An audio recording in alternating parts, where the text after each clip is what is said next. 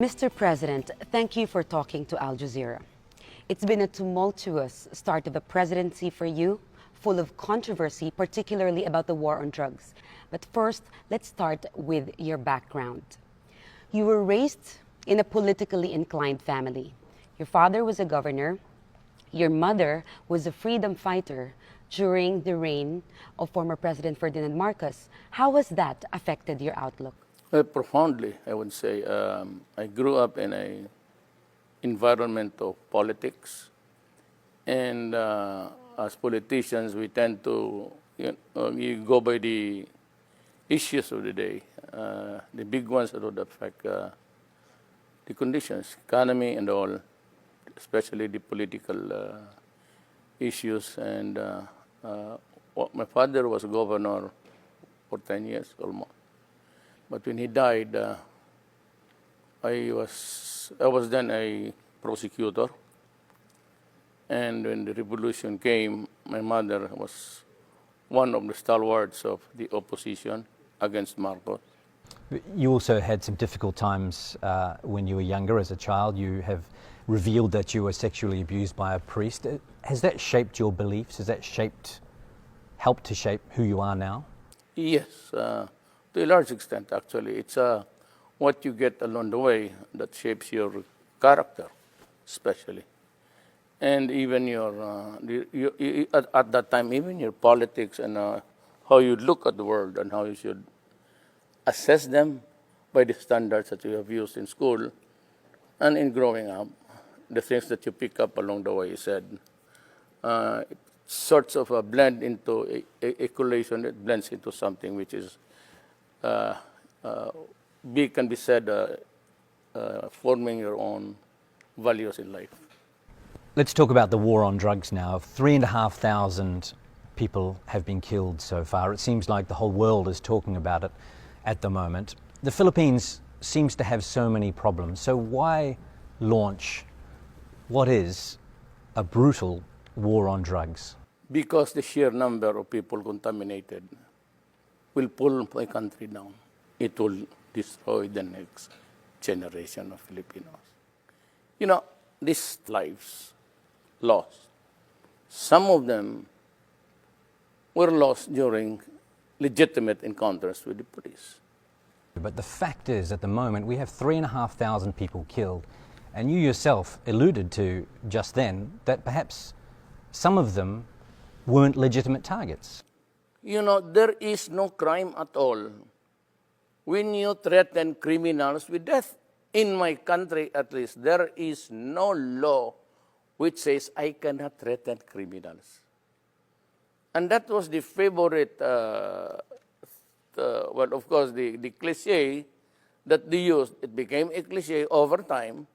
And when I was president, I said, we have 3 million, according to PDEA. 3 million drug addicts, not counting mine, because it's still going on. So I said, if we do not interdict this problem, the next generation will be having a serious problem. And I announced that, again, same. You destroy my country, I'll kill you.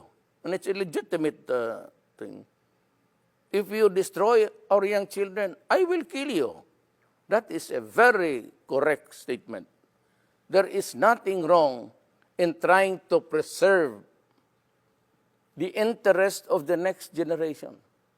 That 3 million addicts, it's not, they are not a residents of one compact area or contiguous place. They're spread all over the country. And by the sheer number, because if you are a user, you must push. Unless you are the son of a billionaire, or because you have to sustain your addiction by getting another financer for you. And then the next financer will have to get a new victim to finance it. That's how it became. That is how drugs is spread. But it was not until I became president that the widespread and the magnitude of the problem became really a serious issue. So what about the children and the innocent people who have been killed? Well, that is bad. So will those cases be investigated? Yes, of course. Do you promise that? Of course. But let me tell you, this is the law of my land. Here is a police. Here is a gangster. He's armed with an M16. The gangster only a pistol. But when they meet, they exchange fire. With the police with an M16, it's one burst, and hits 1,000 people there, and they die. There's no criminal liability. It could not be negligence because you have to save your life. It could not be recklessness because you have to defend yourself. Just like when the United States and the rest of the country, when you bomb a village, you intend to kill the militants, but you kill in the process the children there. It's only how it is explained, and we are, people judge best when they condemn. So they would always place you in a bad light. But the situation does not call for that. And that explains the reason why, until now, I have yet to hear an apology for those who have in Vietnam, in Afghanistan. Never mind about the militants. Kill them. But then, in the process, 2 families, hospital, it is collateral damage. Then why is it is a collateral damage to the West, and to us, it is murder? You went to law school. Yes. You worked hard to be part of the legal system. You are a lawyer by profession. Correct. And you were a prosecutor for many years. Yes. Do you still believe in the country's judicial system? Like now, I should believe in the system because I will guarantee this time that the law is break. There are judges here in Manila, more than 1,000 cases, no conviction at all of a drug case. That is where money flows, maybe savagery, threatening people on both sides. That is how it is played here. That's why we have this miserable thing about the drug problem now. But do you acknowledge that you have encouraged vigilante killings? No, I said I will kill you. If I encourage, fine. Yes, but the point is that people can get away with murder right now, and you know that some of the killings are not legitimate. Well, So do you think that there might be cases of people settling old scores out there and disguising them as the war on drugs? I do not play with conjectures. I do not make assumptions. I just say what I should be saying as a president and as a mayor. Now, if the criminals there are killed by the thousands, that's not my problem. My problem is how to take care of the law-abiding, God-fearing young persons of this republic because they have our resources. Strictly speaking, you cannot find any redeeming factor in being, the criminals there. They are there for what? They are there for just like the cartel in Mexico. If you have read Ian Grillo, this is how the cookie crumbles. Exactly. So when I will kill you because I'm the mayor, I'm the president. Now, if vigilante would take over, but, I cannot control it. I cannot be God and control everything. Okay, you just kill these guys or you wait for the courts to do that. Well, you can encourage good policing and you can encourage justice Yes. and trust in the judicial system. Correct. But when I was campaigning as a president, the drug problem was already reaching by the millions. Well, 3 million is 3 million. Now, during my time, we have started to count. We are nearing now the 800 mark, 800,000. By the year ends, I would have about also 1 million. So I have 4 million drug addicts. Do you think that's an easy number? No. So why not put all the energy into rehabilitation, Well, where do you find it? reforming Energy? healthcare? Okay. Can we cut this for a while? I'll just have to. Pakihanap yung newspaper kahapon. He wants to show you the newspaper. Oh, sure, no problem. So you were saying about this facility, sir. What is this about? This is a rehab facility built by somebody. This is what they cried at. Duterte, he should have built rehab houses instead of killing the criminals, the drug lords. this would cost millions. I entered the presidency of the Republic of the Philippines midterm. There is nothing at all left in that budget for this year, which was prepared by my predecessor, which was also prepared the other year to be implemented this year. The implementation does not contain any money. Because nobody, until I became president of this country, nobody realized how widespread,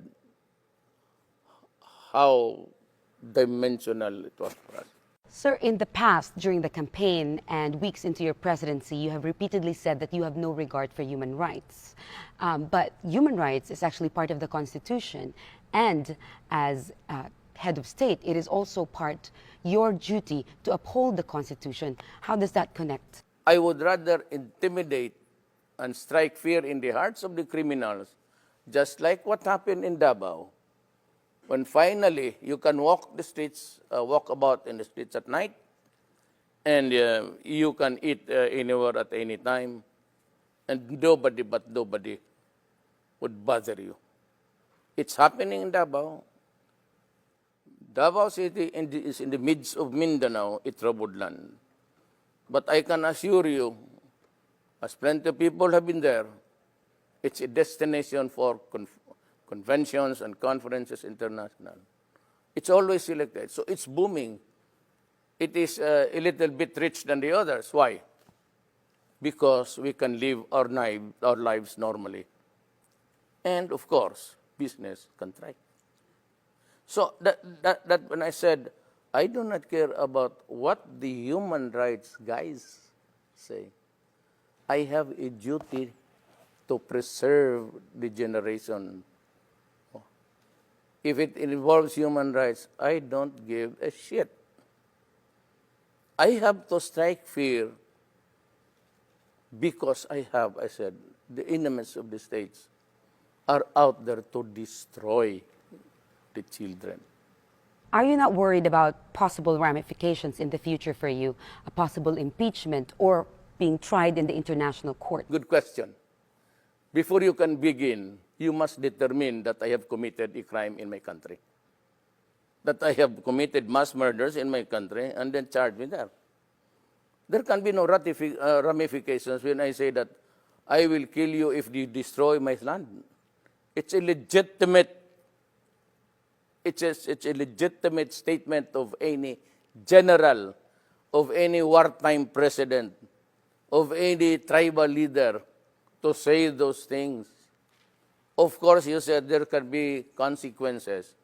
But I am not worried about this thing. I do not make any projections. How many vigilante killings?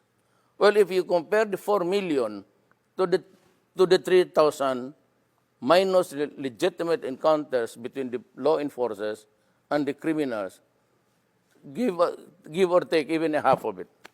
So what is it to the lives already lost? I have 4 million addicts to take care of. And I have been criticized and would say, well, why don't just, Duterte build rehab centers and just place them there?